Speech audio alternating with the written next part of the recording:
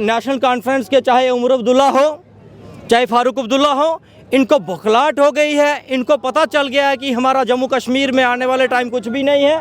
जैसे कि आपने देखा कि उमर अब्दुल्ला साहब को इतनी बौखलाहट है कि उन्होंने एक विधानसभा क्षेत्र से अपना चुनाव का नामांकन पत्र भरा।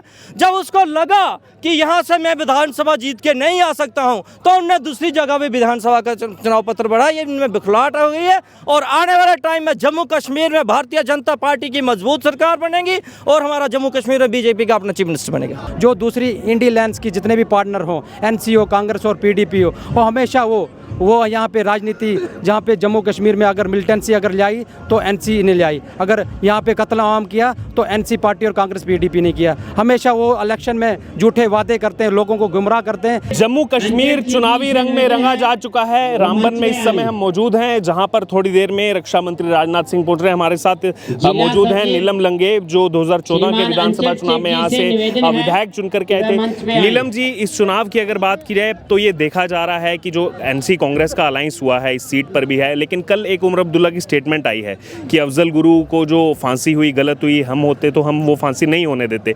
तो सीधे तौर पर ऐसे मिलिटेंटों के साथ उन्होंने अब जो है ओपन सपोर्ट किया है। क्या इसका प्रभाव आने वाले दिनों में पड़ेगा? देखिए, ऐसा है कि नेशनल कॉन्फ्रेंस के चाहे उमर अब्दुल्ला हो चाहे फारूक अब्दुल्ला हो, इनको बौखलाहट हो गई है। इनको पता चल गया है कि हमारा जम्मू कश्मीर में आने वाले टाइम कुछ भी नहीं है।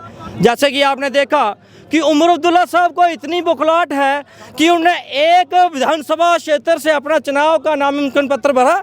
जब उसको लगा कि यहाँ से मैं विधानसभा जीत के नहीं आ सकता हूँ, तो उन्होंने दूसरी जगह भी विधानसभा का चुनाव पत्र भरा। ये इनमें बौखलाहट हो गई है और आने वाले टाइम में जम्मू कश्मीर में भारतीय जनता पार्टी की मजबूत सरकार बनेगी और हमारा जम्मू कश्मीर में बीजेपी का अपना चीफ मिनिस्टर बनेगा। नमस्कार, मैं हूं आपके साथ अर्जुन खजूरिया। इस वक्त मैं मौजूद हूं रामबन में। जी हां, आपको बता दें, जम्मू कश्मीर पूरे तरीके से चुनावी रंग में रंगा जा चुका है। थोड़ी देर पहले देश के रक्षा मंत्री राजनाथ सिंह यहां पर पहुंचे और इस समय हमारे साथ मौजूद हैं रामबन कॉन्स्टिट्यूएंसी से भारतीय जनता पार्टी के उम्मीदवार राकेश ठाकुर। आइए सीधे उनसे बात करेंगे। सर, सीधा अभी जो है पोलराइजेशन की राजनीति शुरू हो गई है। उमर अब्दुल्ला ने कल बड़ा बयान दिया कि अफजल गुरु अगर हमारे हाथ में होता उनको फांसी नहीं होने देते। वो अपना वोट बैंक जो है वो बिल्कुल पक्का जो है वो करने जा रहे हैं। बीजेपी की आगे क्या स्ट्रेटजी रहेगी, कैसे इसको काउंटर करेंगे जनता के बीच? सबसे पहले मैं राजनाथ जी का धन्यवाद करना चाहता हूँ कि वो रामबन असेंबली में मेरे जो भारतीय जनता पार्टी का मैं राकेश सिंह ठाकुर जो उम्मीदवार के लिए आए।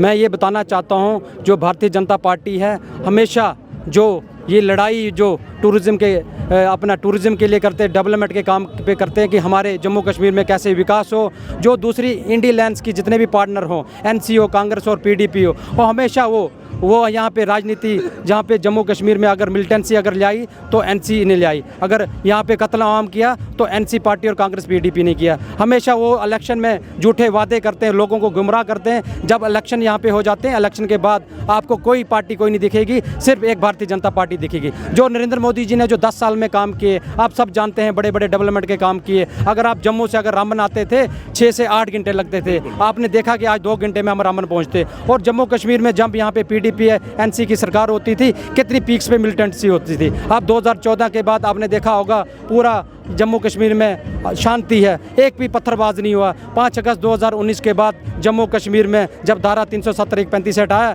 जम्मू कश्मीर में एक भी परिंदे की जान नहीं गई, एक भी व्यक्ति की जान नहीं गई। ये सिर्फ नरेंद्र मोदी जी की और अमित शाह जी की सरकार में हो सकता है। इसलिए हमारी जो राजनीति होगी डेवलपमेंट पे होगी, यूथ के लिए होगा, बड़े बड़े इंडस्ट्री फैक्ट्री ले आएंगे। हम चाहते हैं कि जम्मू कश्मीर में भारतीय जनता पार्टी की सरकार बनेगी, हम स्टेटहुड मिल जाएंगे। एक आखिरी छोटा सा कमेंट इस पर भी कि एनसी कांग्रेस से हमेशा से लड़ाई रही है, लेकिन अपने ही पुराने साथी सूरज सिंह परिहार वो भी चुनावी मैदान में आपके सामने, कितनी बड़ी चुनौती उसको देखते हैं आप? देखो, जब पार्टी संगठन में बहुत से कैंडिडेट होते हैं, हमेशा मैंडेट फाइनल होने तक आपस में झगड़ा होता है।